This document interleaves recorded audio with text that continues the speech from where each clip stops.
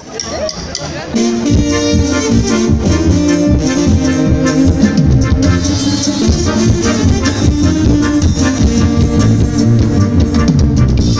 orillas del río Bravo, en una hacienda escondida,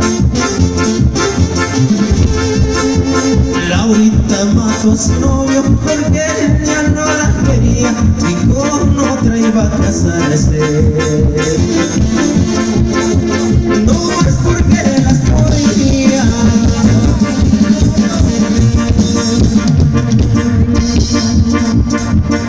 Hallaron dos cuerpos muertos al fondo de una parcela. Uno era de Emilio Guerra, el prometido de Estela, el otro de Laura Garza. La maestra de la escuela. La última vez que se vieron, ella me mandó llamar: cariño del alma mía, tú no te puedes casar, no decías que mi amor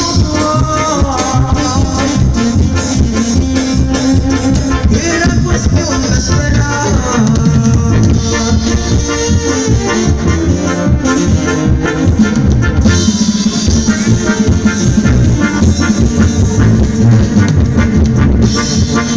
Solo vine a despedir, reclamé mi familia. No puedes abandonarme después que te di mi vida, no digas que no me quieres. Como antes sí me querías.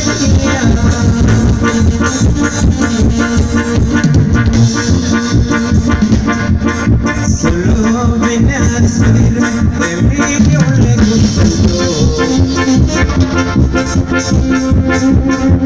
tengo mi novia perdida, por ti mi amor se acabó, que te sirva de experiencia.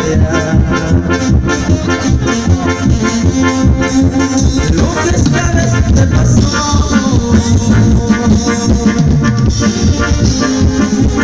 no sabía que estaba mal y su muerte muy seguida de la bolsa de su abrigo sacó una espada perdida, ella le dio 6 tiros,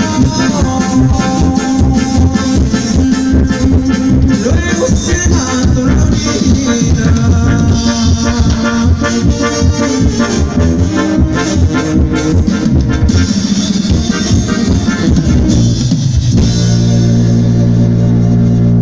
Acá es otro tema muy bonito para todos ustedes. Seguimos enviando